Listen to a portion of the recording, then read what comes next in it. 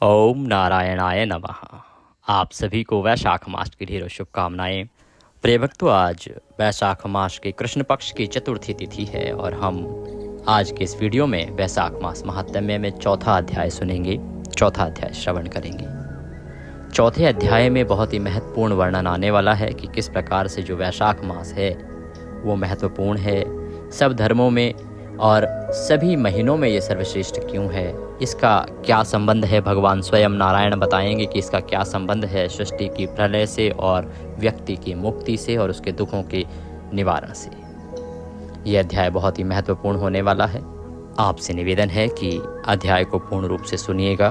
भगवान की कथा का यह अध्याय है, यह वीडियो है, तो वीडियो को कृपया एक बार लाइक अवश्य कर दीजिएगा और अपनी मनोकामना पूर्ति के लिए तथा वैशाख स्नान पर्व को धारण करने के लिए कमेंट बॉक्स में अवश्य लिखिएगा ओम नारायणाय नमः, क्योंकि वैशाख मास में मूल मंत्र को जपना आवश्यक है।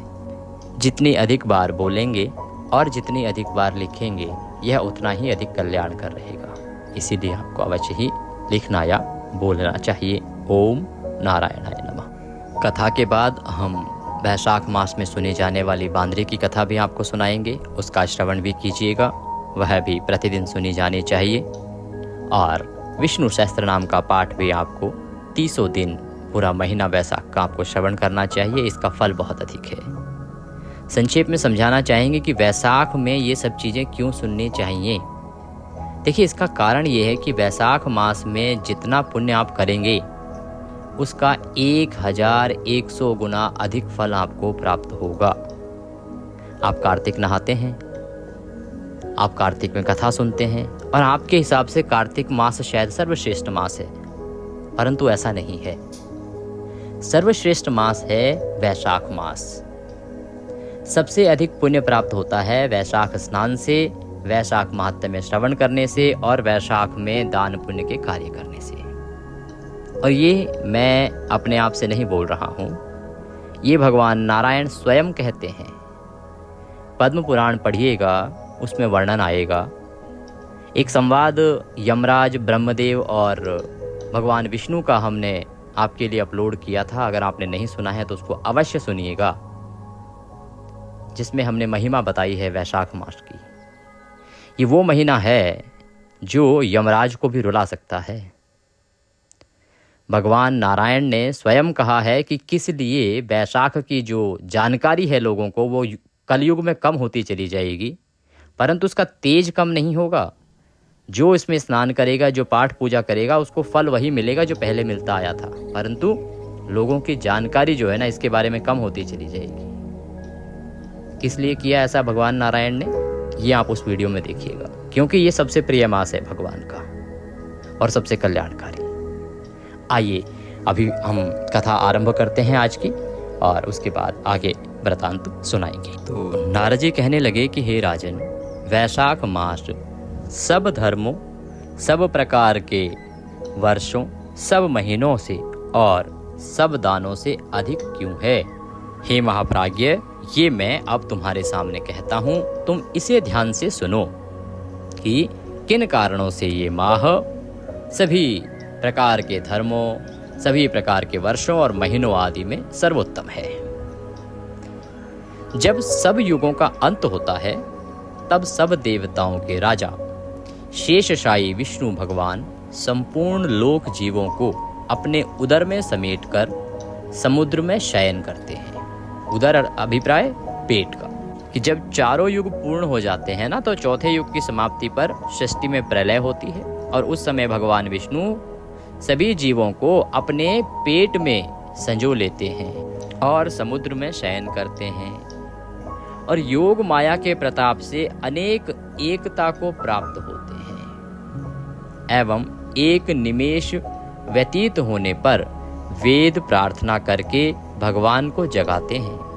तब भगवान ने अपने उदर में स्थित जीवों की रक्षा की और उन्हें अपने अपने कर्मों का फल देने के लिए सृष्टि को रचने का मन में विचार किया। तब विष्णु भगवान की नाभि से त्रिलोकी का आधार रूप स्वर्ण में कमल उत्पन्न हुआ। उसी कमल में से विराट पुरुष रूपी ब्रह्मा उत्पन्न हुए। फिर भगवान ने उस विराट पुरुष में 14 भुवन उत्पन्न किए, जिनके भिन्न भिन्न प्रकार के कर्म और आशय हैं। ऐसे अनेकों प्राणियों के समूह रचे।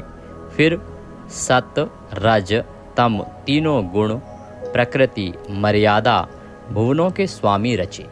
ये यहाँ पर सृष्टि की रचना समझाई जा रही है कि जब प्रलय होती है ना, तो प्रलय के बाद जब दोबारा सृष्टि की रचना होती है तो किस प्रकार से रचना होती है। सबसे पहले भगवान के नाभि से कमल उत्पन्न होता है, फिर ब्रह्मदेव प्रकट होते हैं और उसके बाद इन सभी की अलग अलग रचना भगवान करते हैं। तत्पश्चात वर्णाश्रम के विभाग करके धर्म की कल्पना करते हुए चारों वेद, तंत्र, स्मृति, पुराण, इतिहास रचकर धर्म की रक्षा कर निमित्त इनके प्रवर्तक ऋषि प्रकट किए। इन ऋषियों ने अलग अलग वर्णों के अलग अलग धर्म प्रवृत्त किए। उन पर संपूर्ण प्रजा श्रद्धा करने लगी कि अलग अलग कर्म के अनुसार वर्ण बनाए, वर्ण के अनुसार उनके ऋषि बनाए और उनके ऋषियों के जो वाक्य थे उनके अनुसार जो उनके अनुयायी थे उनको मानने लगे। संपूर्ण प्रजा अपने अपने आश्रमोचित धर्मों में निवृत्त हैं या नहीं, ये देखने के लिए साक्षात अविनाशी सर्वांतर्यामी भगवान डर दिखाने और परीक्षा के निमित्त आए। प्रजा संपूर्ण धर्मों को किस समय करे, ऐसी भगवान चिंता करने लगे। मैंने वर्षा काल निर्माण किया, इसमें सब प्रजा कीचड़ आदि में फंस के दुखी हो रही है, जिससे सब धर्मों को नहीं कर सकती। यह देख क्रोध उत्पन्न हुआ। मन प्रसन्न नहीं, मेरे देखते हुए कोई दुख नहीं पाए, अतएव उन्हें देख के शरद काल में सब खेती में लग रहे हैं। इससे पूर्ण रीति से धर्म नहीं कर सकते। कोई पके फल की अपेक्षा कर रहे हैं, कोई वर्षा से पीड़ित हैं, कोई शीत से दुखी हैं, अतएव धर्म नहीं कर सकते। इन्हें देखकर मुझे रोष उत्पन्न हुआ, अर्थात भगवान को रोष उत्पन्न हुआ। इनकी उल्टी मति देखकर मुझे संतोष नहीं। हेमंत ऋतु में सर्दी के मारे कोई प्रातः काल उठ नहीं पाता। सूर्योदय से पहले न उठते देख मुझे क्रोध उत्पन्न हुआ। शिशिर ऋतु में भी प्रातः काल के समय शीत से पीड़ित रहते हैं तथा फसल पक जाने की प्रतीक्षा करते हैं। फिर जो मनुष्य जाड़े के मारे प्रातः काल स्नान करने के लिए केवल सोचा ही करते हैं, उनका शुभ कर्म लुप्त हो जाता है, जो कभी पूरा नहीं होता। यह समय प्रेक्षण का नहीं है, ऐसा विचार कर भगवान ने वसंत ऋतु को संपूर्ण पातकों को निवारण करने वाली माना है। ये ऋतु स्नान, दान, यज्ञ, क्रिया, भोग और सब प्रकार के धर्मों का साधन करने के लिए बनी है। यह ऋतु बड़ी अनुकूल है। इस ऋतु में धनवान सब वस्तुओं को बिना प्रयास के ही प्राप्त करते हैं।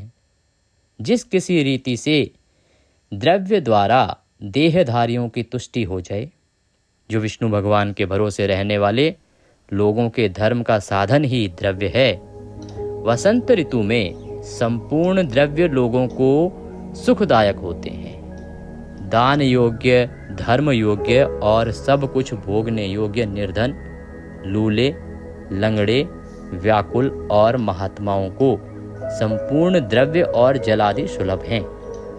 इसमें कोई संशय नहीं है। प्रियजन इन द्रव्यों से अपना हित साधन करते हैं।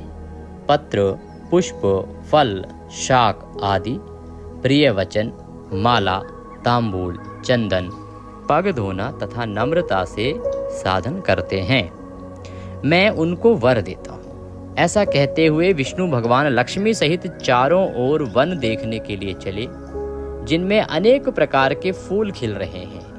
जैसे ही वसंत के बाद ये महीना आता है तो भगवान विचरने लगे कि हर तरफ फूल ही फूल खिले हैं और माता लक्ष्मी के साथ वो निकले हैं, जिनमें हष्ट पुष्ट प्राणी रहते हैं। मतवाले अमर और पक्षी विचर रहे हैं। ग्रामवासियों के बहुमूल्य आश्रमों के आंगन, उद्यान स्थल लक्ष्मी दिखाने लगे।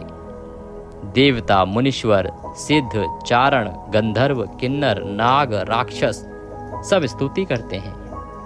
वर्णाश्रम प्रवासियों के घरों में जाकर मीन की संक्रांति के कर्क की संक्रांति तक लक्ष्मी और सब देवताओं और मुनियों सहित भगवान रह करके लोगों के कर्मों का निरीक्षण करते हैं।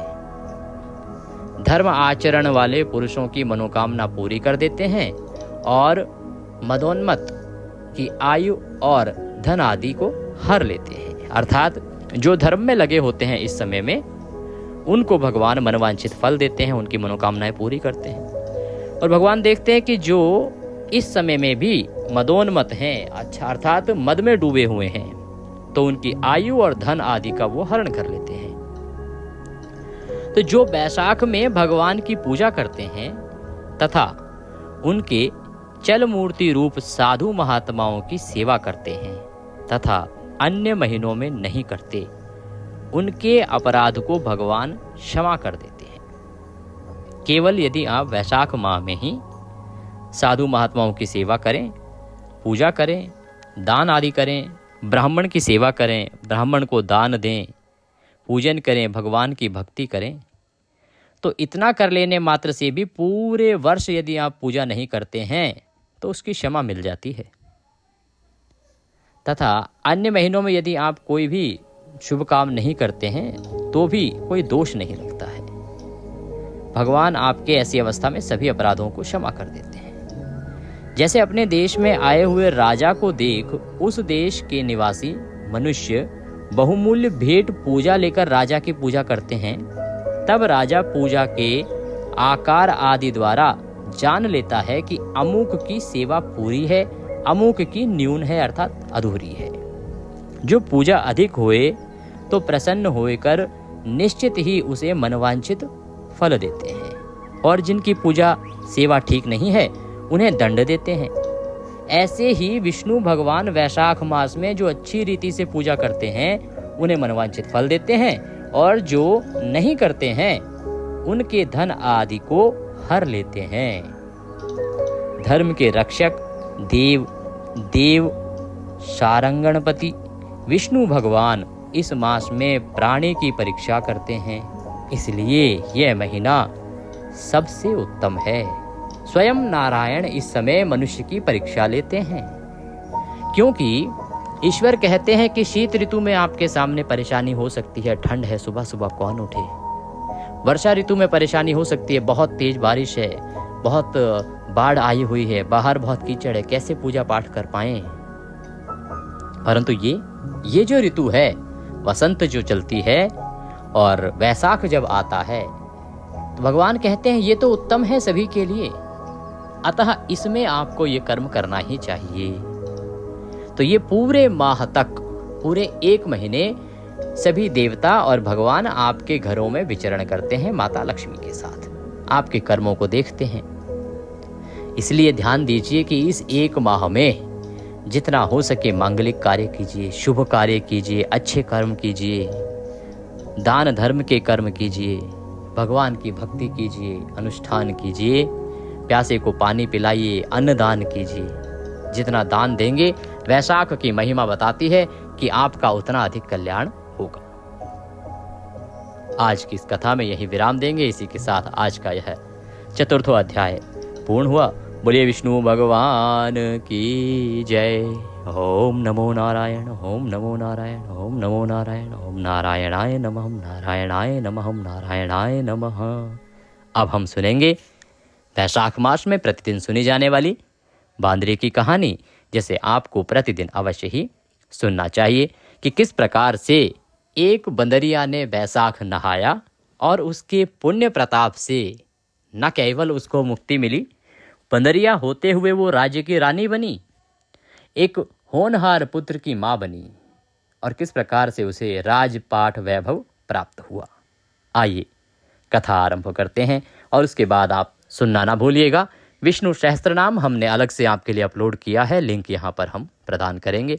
विष्णु सहस्त्रनाम भी आपको वैशाख मास में प्रतिदिन सुनना चाहिए। कथा आरंभ करते हैं। वैशाख का महीना, बांदरी की कहानी आपको अवश्य सुननी चाहिए। एक राजा था जो अपने राज्य में प्रजा का पुत्रवत पालन किया करता था। वैशाख का महीना आया, उसने नियम लिया कि वह सुबह सबसे पहले गंगा जी नहाने जाएगा। तो वह प्रतिदिन सबसे पहले गंगा स्नान का नियम लेके और प्रतिदिन गंगा स्नान करने लगा। साथ ही उसने यह भी घोषणा करी कि यदि कोई उससे पहले स्नान करता हुआ मिला तो वह उस स्त्री से अवश्य ही विवाह कर लेगा। वहीं पास के जंगल में एक बांदरी थी, अर्थात एक बंदरिया थी, जो सुबह सुबह राजा से पहले वहां पर नहा लेती थी। जब राजा नहाने जाता तो वह देखता कि पानी हिल रहा है, तो उससे उसको यह अनुभव होता कि उससे पहले कोई यहाँ से नहा के गया है। राजा ने जब कई दिन तक इस प्रकार से देखा तो उसे शंका हुई कि मेरे से पहले अवश्य ही कोई यहाँ पर आकर नहाता है। तो राजा ने वहां पर पहरा बिठा दिया कि देखा जाए कौन है जो यहाँ आके नहाता है। अब गंगा किनारे एक पहाड़ी थी जहाँ पर वो बांदरी बैठी रहती थी। तो राजा के नहाने से पहले ही वो चुपके से आती, पेड़ से कूदती और नहा के वापस पेड़ पे चढ़ी जाती और पहाड़ी पर बैठ जाती। ऐसे ही नहाते नहाते पूरा वैशाख का महीना बीत गया। एक दिन उस बांदरी को नहाते हुए सिपाहियों ने देख लिया और पकड़कर राजा के पास ले गए। राजा के पास ले गए तो क्योंकि राजा ने यह प्रण कर रखा था कि अगर कोई औरत मेरे से पहले नहाती हुई मिली या कोई औरत वहां आकर मेरे से पहले नहाएगी तो मैं उससे विवाह कर लूंगा। तो राजा ने अपने उस प्रण का पालन करते हुए उस बांदरी से विवाह कर लिया। इस प्रकार वैशाख नहाने के पुण्य से वह बांदरी राज्य की पटरानी बन गई और उसी वैशाख के पुण्य से वह गर्भवती हो गई। 9 महीना पूरा होने को आया तब बांदरी ने राजा से पूछा कि हे राजन, जब मेरा प्रसव का समय आएगा, जब मुझे बच्चा होने वाला होगा, वो समय जब आएगा तो मैं क्या करूंगी? तब राजा ने महल में टाली बंधवा दी और बोला कि जब तुम्हारे दर्द उठे तो इस टाली को बजा देना, फिर मैं आकर बंदोबस्त कर दूंगा। राजा के और भी बहुत सी रानियां थी जिनके बच्चा नहीं था। इतनी रानियां होने के बाद भी किसी को भी बच्चा नहीं हुआ था। बांदरी के बच्चा होने वाला था। ये बात उन सभी रानियों को जला रही थी। तो रानियां उस बांदरी के कक्ष में आई, वहां टाली बंधी हुई देखी तो उसे देखकर उन्होंने पूछा कि ये टाली क्यों बांध रखी है? तब बांदरी ने बोला कि जब मेरे बच्चा होने वाला होगा तब राजा को बुलाने के लिए ये टाली बांधी है। तब रानियां बोली कि एक बार टाली बजाकर तो देखो कि राजा आते हैं या नहीं। बांदरी ने टाली बजाई और राजा आ गए। जब राजा ने आकर पूछा कि टाली क्यों बजाई तो बांदरी बोली कि इन रानियों ने मुझसे कहा था कि एक बार टाली बजा कर तो देख राजा आते भी हैं या नहीं। तब राजा ने बोला कि दोबारा ऐसा मत करना। थोड़े दिन बाद जब बांदरी के बच्चा होने वाला था तो बांदरी ने खूब टाली बजाई पर राजा नहीं आए। जब बांदरी ने रानियों से पूछा कि अब क्या होगा, मैं बच्चे को जन्म कैसे दूंगी, तब रानियों ने बांदरी से कहा कि आंखों पर तो पट्टी बांध ले और नीचे मुंह कर ले। इस प्रकार उन रानियों का प्रयास तो था कि बांदरी का जो गर्भ है किसी भी प्रकार से खंडित हो जाए, परंतु क्योंकि उस बांदरी ने वैशाख स्नान किया था, वैशाख स्नान के पुण्य फल से उसे एक सुंदर पुत्र की प्राप्ति हुई। जब रानियों ने देखा कि उसे एक लड़का हुआ है तो रानियों ने दासी से कहा कि इस बच्चे को नदी में डुबा कर आ जाओ और बांदरी के पास पत्थर रख दो। राजा को बोल दो कि बांदरी के पत्थर हुआ है। दासी ने इसी प्रकार से किया और राजा को खबर भिजवा दी कि बांदरी के पत्थर हुआ है। राजा ने भी इस बात को सुनकर अपने मन में संतोष कर लिया और रानियों की तरह इसको भी बच्चा कैसे हो सकता है। उधर उस दासी से बच्चा नदी में नहीं फेंका गया, वो उस बच्चे को वहां पर काम कर रहे कुम्हार के बर्तन में रखकर आ गई। जब कुम्हार कुम्हारी ने किसी बच्चे के रोने की आवाज सुनी तो उन्होंने कहा कि यहाँ कोई बच्चा रो रहा है। वहां जाकर देखा तो बच्चा था। तब कुम्हार ने कुम्हारी से कहा कि भगवान ने हमारी सुन ली, हमारे बच्चा नहीं है और भगवान ने हमें बच्चा दे दिया है। अगर तू इस बच्चे का पालन पोषण कर सके तो इसे हम अपने घर ले चलें। कुम्हारी राजी हो गई। उन दोनों ने उसको पाल पोस कर बड़ा कर दिया। लड़के को इस बात का पता चल चुका था कि वो बांदरी के घर या बांदरी के गर्भ से पैदा हुआ है और रानियों ने उसको मारने के लिए दासी को दे दिया था। एक दिन वो लड़का कुम्हार का बनाए हुए हाथी घोड़ों को ले जाकर कुएं पर बैठ गया, जहां पर दासियां पानी भरने आई। उनको देखकर वह लड़का बोला कि मेरे हाथी घोड़ों पानी पी लो, मेरे हाथी घोड़ों पानी पी लो। तब दासी उसकी बात सुनकर हंसने लगी और बोली कि कभी माटी के हाथी घोड़े भी पानी पीते हैं क्या? तब वह लड़का बोला कि कभी बांदरी के भी पत्थर होते हैं क्या? यह बात दासियों ने रानियों से कही। यह बात सुनकर रानियों ने जहर का लड्डू बनाकर कुम्हार के लड़के के लिए भेजा। भगवान की कृपा से जहर के लड्डू गूंद के लड्डू बन गए। दूसरे दिन रानियों ने देखा कि वह लड़का मरा ही नहीं। तब रानियों ने राजा से जिद करके कुम्हार को उस बस्ती से निकलवा दिया। कुम्हार जंगल में रहने लगा। गणगौर का महीना आ गया। कुम्हार का लड़का 101 करवा और 101 गोली ले घड़ों में पानी भरकर बगीचे में जाकर बैठ गया, जहां पर राजा के साहूकारों की लड़कियां गणगौर पूजने के लिए मिट्टी ले जाने के लिए आई। वहां पर पहले तो उन्होंने खूब खेला कूदा। जब उनको प्यास लगी तो वो उस लड़के के पास पानी पीने के लिए आई।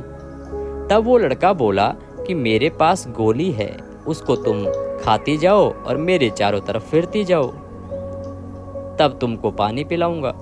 इस बात से उनमें से कई लड़कियां पहले तो राजी नहीं हुई, पर प्यास मिटाने के लिए मान गई। फिर वो लड़का अपने सामने आग जलाकर बैठ गया और उनको गोली खिलाता गया, अपने चारों तरफ चक्कर लगवाता गया। ऐसा करने से सब लड़कियों के गर्भ लग गया।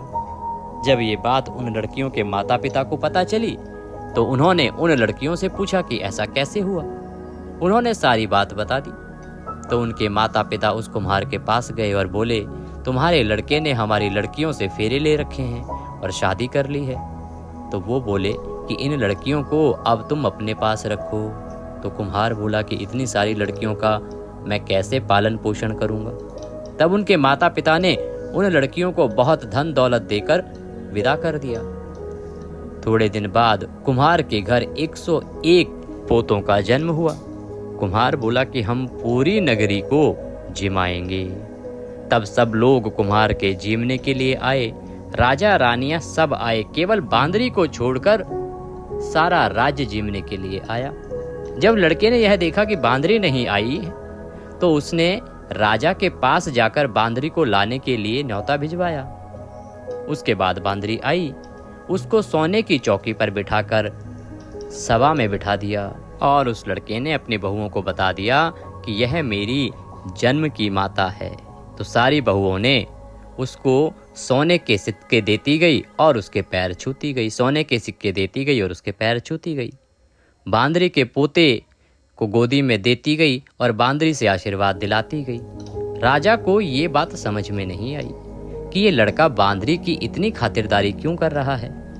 रानियों के यह बात समझ में आ गई कि यह बांदरी का लड़का है।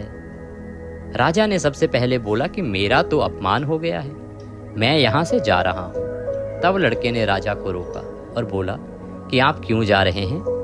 तो राजा ने लड़के से पूछा कि तू बांदरी की इतनी खातिरदारी क्यों कर रहा है। तो लड़के ने राजा को सारी बात बता दी कि किस प्रकार से ये मेरे जन्म देने की माता है। जो दासी उस लड़के को नदी में बहाने के लिए ले गई थी, वहां पर वह बैठी थी।